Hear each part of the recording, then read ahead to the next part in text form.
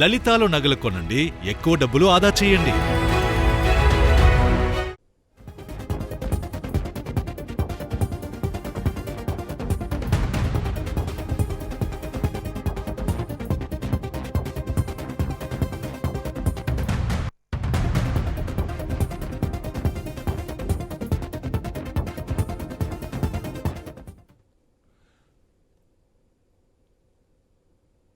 Breaking చూస్తున్నాం. తెలుగు ప్రధాన కార్యదర్శుల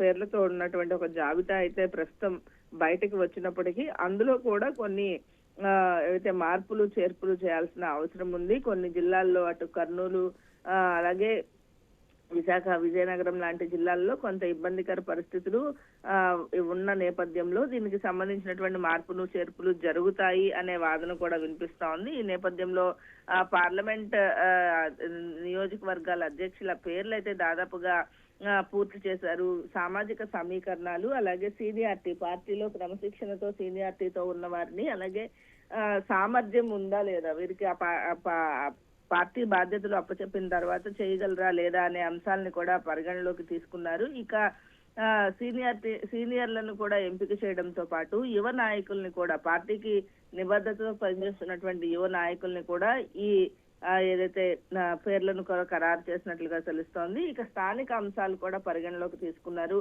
కొన్ని అంశాలు అంటే ప్రస్తుతం కూటమిలో పార్టీ అంటే ప్రభుత్వం నడుస్తున్న నేపథ్యంలో అందరినీ కలుపుకొని పోయే తత్వం, అలాగే ఎక్కడైనా ఇబ్బందులు వచ్చినా కూడా వాటిని సరి చేసుకునేలాగా ఉండే నాయకుల్ని ఎంచుకున్నట్లుగా తెలుస్తా ఉంది. అయితే కొన్ని సమీకరణాలను కూడా పరిశీలించారు. అయితే ఏదైతే జాబితాని సిద్ధం చేశారో ఆ జాబితాలో కొన్ని మార్పులు చేర్పులు కూడా చేసినట్లుగా తెలుస్తా ఉంది. అయితే ఇక ఈ రోజు సీఎం చంద్రబాబు నాయుడు పార్టీ కార్యాలయానికి వెళ్తారు. అక్కడ ప్రకటించే అవకాశం కూడా ఉన్నట్లుగా తెలుస్తోంది. వంశీ, కాంతి, చూస్తున్నాం సీఎం చంద్రబాబు 3 సార్లు సీఎం అయిన దానికిను ఇప్పుడు 4వ సారి సీఎం అయిన తర్వాత పార్టీపై కూడా పూర్తిగా దృష్టి సారిస్తున్నట్టుగా తెలుస్తుంది. పార్టీ ఆఫీస్కు రెగ్యులర్గా వెళ్ళటం, పార్టీ కార్యకర్తలకు తప్పక న్యాయం చేస్తానని కూడా చంద్రబాబు చెప్పడం, అంటే ఈసారి కొంత వర్కింగ్ స్టైల్ మారినట్టుగా మనం భావించవచ్చు అంటారా?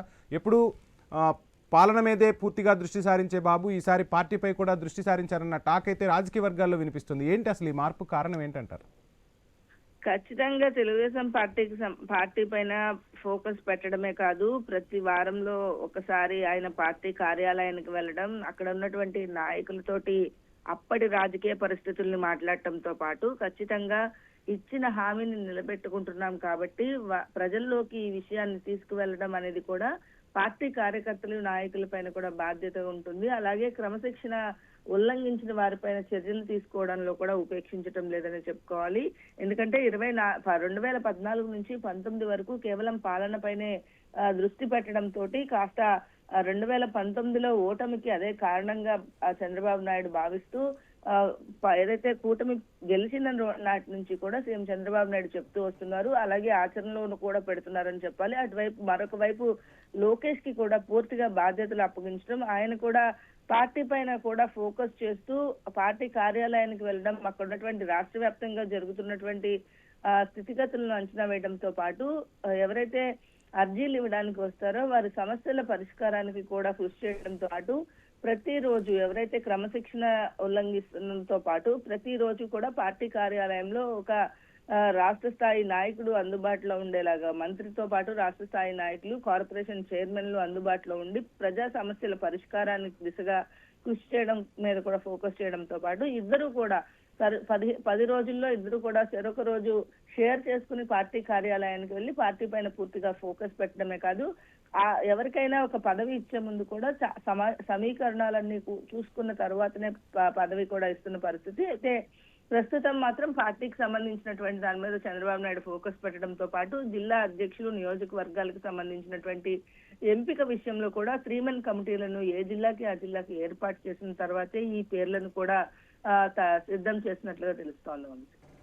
రైట్ కాంతి, మీరు చెప్పినట్టుగా రెగ్యులర్గా ఇద్దరు, అంటే అటు లోకేష్ ఇటు చంద్రబాబు ఇద్దరు పార్టీ ఆఫీస్కి వెళ్తున్న పరిస్థితి. సో ఓవైపు ప్రజల నుంచి అర్జీలు స్వీకరిస్తున్నారు, సత్వరం వీలయ్యే సమస్యలను అక్కడికక్కడే పరిష్కరిస్తున్న పరిస్థితి. సో ప్రజల నుంచి స్పందన ఎలా ఉంది? ఇక రెండో అంశం, కార్యకర్తలను ఇంతకుముందు బాగా పట్టించుకోలేదు, ఇప్పుడు కార్యకర్తలపై దృష్టి సారిస్తున్నారని తెలుస్తోంది. సో మొత్తంగా కార్యకర్తల్లో ఏ విధమైన భావాలు వెల్లడవుతున్నాయి, ఏంటి డీటెయిల్స్?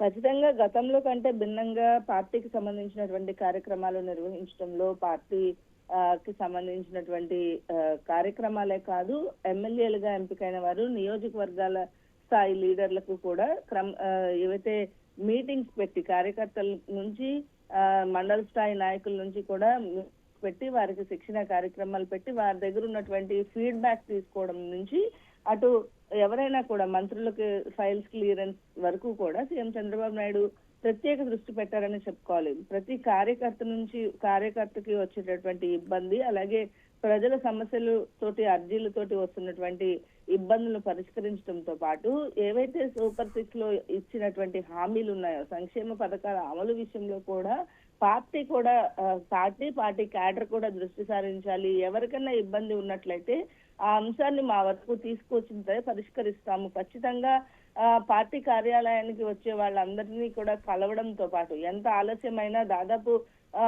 చంద్రబాబు నాయుడు వస్తున్నా, లోకేష్ వస్తున్నా కూడా పార్టీ కార్యాలయానికి అర్జీలు తీసుకుని వచ్చే వారి సంఖ్య ఎక్కువగా ఉంటున్న నేపథ్యంలో వారందరితో ఎంత సమయమైనా కూడా వారందరితో కూడా కూర్చొని వారి సమస్య పరిష్కారానికి ముందుకు వెళ్తున్నారు. ఇక పార్టీకి సంబంధించినటువంటి కార్యకర్తల నుంచి ఎటువంటి సమస్య ఉన్నా కూడా అక్కడ ఎవరైతే ఇన్ఛార్జ్ గా ప్రస్తుతం ఉన్నారో వారితోటి మాట్లాడి వారి సమస్య పరిష్కారానికి ఒక మార్గదర్శకం చూపించడంతో కార్యకర్తలు అయితే ప్రస్తుతం ఇప్పటి వరకు పార్టీ మీద ఫోకస్ పెట్టడము, అలాగే మళ్ళీ కూడా అంటే ఫ్యూచర్ ని బేస్ చేసుకుని ముందుకు వెళ్ళడంతో పార్టీ కార్యకర్తలంతా ఎంతో ఆనందంగానే ఉన్నారని చెప్పాలి. ఇక ఇప్పుడు ఈ నియోజకవర్గ ఇన్ఛార్జీల ప్రకటన విషయంలో కూడా జాబితాను లీక్ చేసిన తర్వాత వచ్చినటువంటి ఇబ్బందులను కూడా పరిగణలోకి తీసుకుని కొన్ని మార్పులు చేర్పులు చేసినట్టుగా తెలుస్తోంది.